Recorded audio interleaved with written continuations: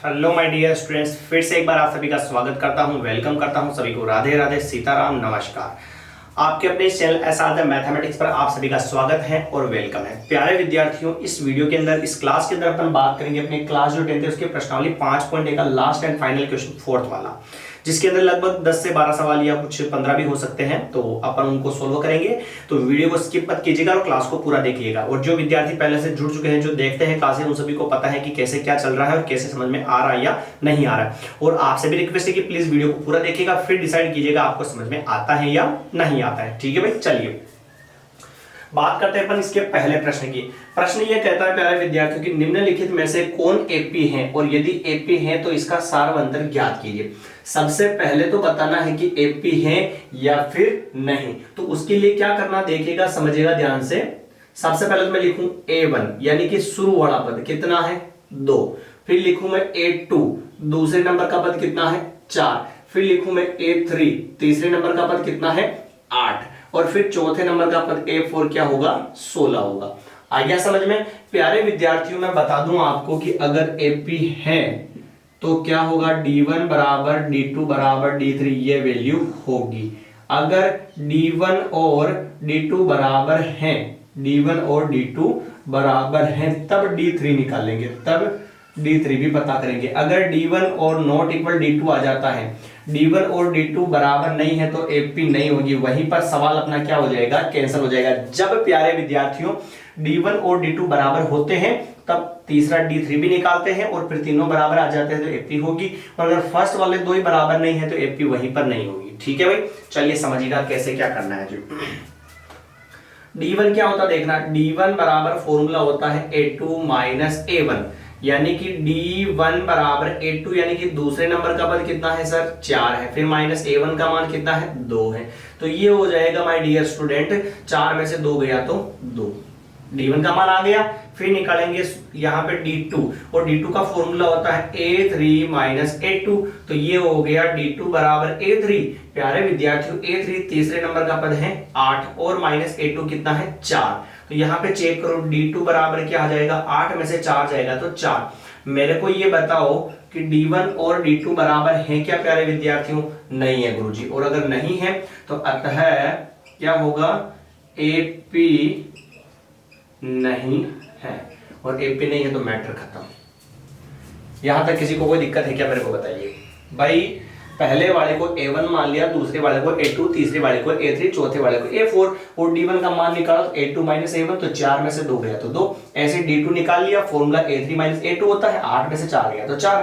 तो यानी कि गुरुजी D1 और D2 तो कभी बराबर नहीं होंगे। और अब अरे मेरे प्यारे भाई, अगर बराबर नहीं हो गया तो लिख देंगे भाई नॉट इक्वल, बराबर नहीं है। और बराबर नहीं है तो मैंने यही बोला यहाँ पे कि गुरुजी दोनों बराबर नहीं हो गए तो AP ना है, तो अपन ने लिख दिया AP नहीं है। मैटर क्लोज हुआ ना यहाँ तक, तो कोई दिक्कत ना है। बड़े अपन सेकंड सवाल की तरफ चलिए। सेकंड सवाल की अपन बात करते हैं, सेकंड प्रश्न की अपन बात करते, देखिएगा कोई दिक्कत नहीं होनी चाहिए भाई। अगर AP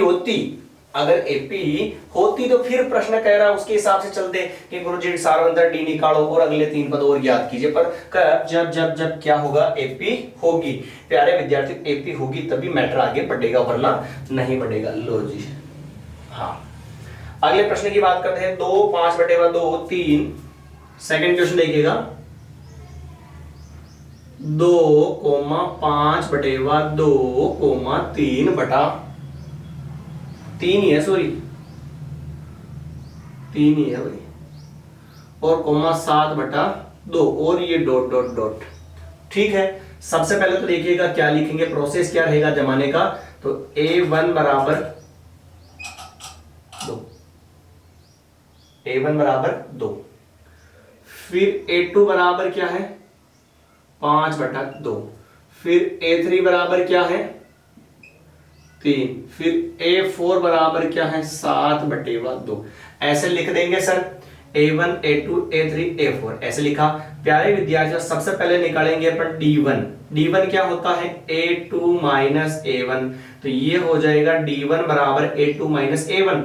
A2 का मान क्या है 5/2, फिर माइनस A1 का मान क्या है इधर 2। आ गया समझ में। अब बटेवा में कुछ नहीं है तो क्या मानेंगे, 1 मानेंगे। तो ये हो गया D1 बराबर 2 और 1 का एलसीएम कितना होता है 2, फिर ऊपर कितना है प्यारे विद्यार्थियों 5, फिर इनटू नीचे 2, 2 की टेबल में 2 कितने बार में, एक बार में, फिर माइनस, फिर 2, फिर इनटू नीचे 1, 1 की टेबल में 2 कितनी बार में, 2 बार। तो d1 बराबर 5 बन जाए तो 5 और माइनस 2 2 जा 4 और नीचे 2, तो d1 बराबर 5 में से 4 गया तो 1 और बटे में कितना आ गया 2। यहां तक हुआ क्या मैटर सोल्व, गुरुजी हो गया। ऐसे ही अब क्या निकालेंगे अपन d2, और d2 का फॉर्मूला क्या होता है विद्यार्थियों, d2 का फॉर्मूला होता है a3 माइनस a2। तो ये लिखा मैंने d2 बराबर a3 तीसरे नंबर का पद 3 माइनस a2 दूसरे नंबर का पद 5 बटेवा 2।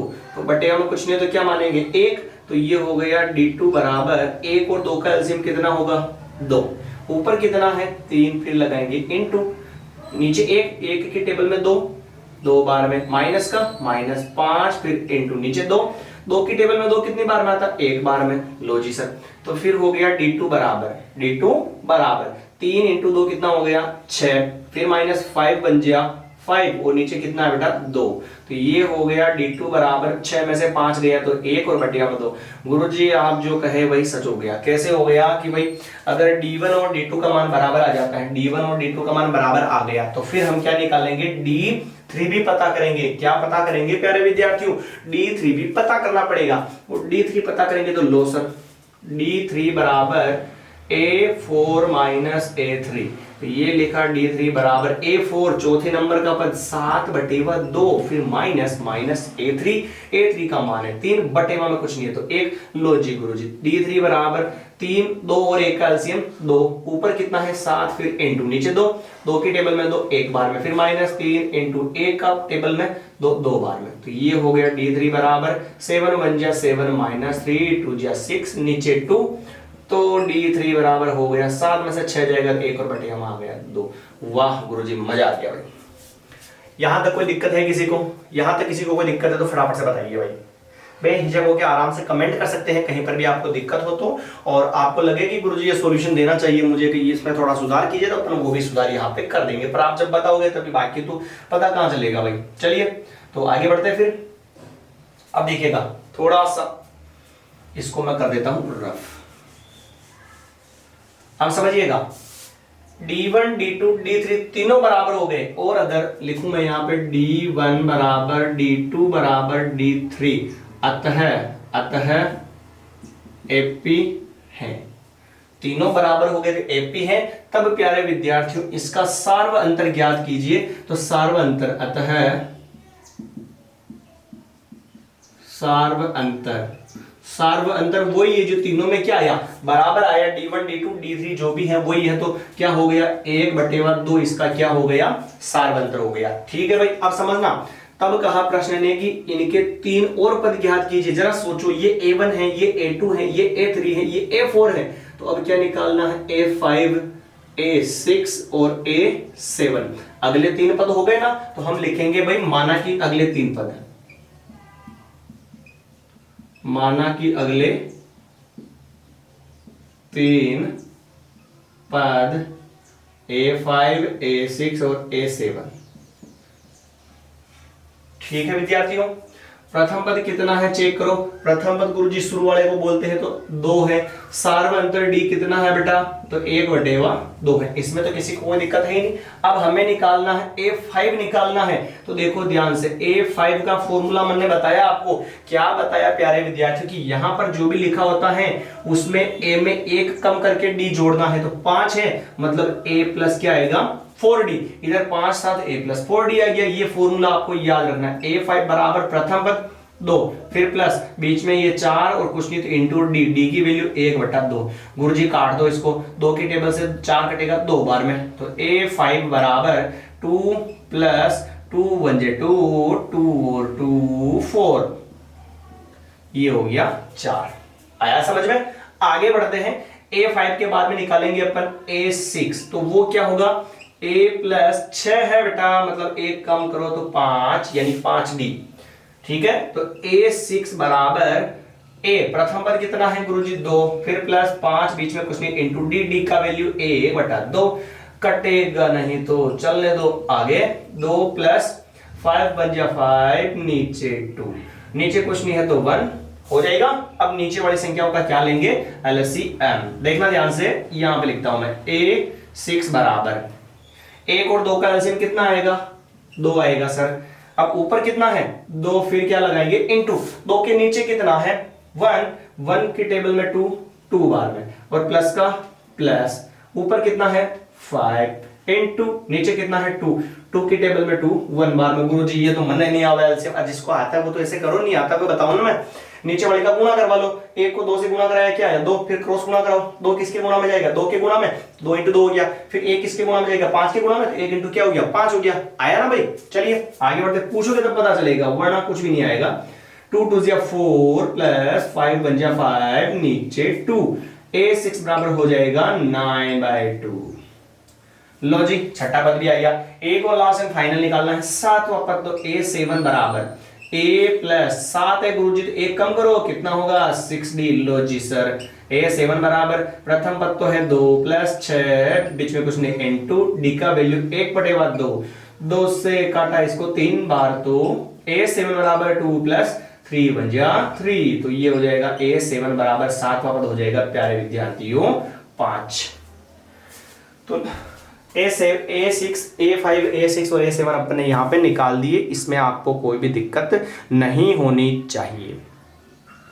ठीक है भाई, उठाइए एक बार इसका स्क्रीनशॉट। लास्ट में अपन एक लाइन लिख देंगे इतनी सी, लास्ट में जो मैं यहाँ पे जगह नहीं है मिटा नहीं रहा हूं मैं, तो लिख देंगे ऐसे, अतः अगले 3 पद क्या है प्यारे बच्चों, अगले 3 पद कौन कौन से, A5 से चेक करो 4, फिर क्या आया 9/2, फिर 5 है। लो जी, आया क्या समझ में। ठीक है भाई, तो मिलेंगे अपन नए वीडियो के अंदर, या इसी में करें आगे। चलिए बढ़ते हैं आगे, इसी को अपन आगे वीडियो और नहीं बनाते हैं, पहले इसी को कंप्लीट करते हैं और एक सवाल और करते हैं। चलिए उठाइए एक बार इसका स्क्रीनशॉट, फिर अपन आगे बढ़ते हैं फटाफट से।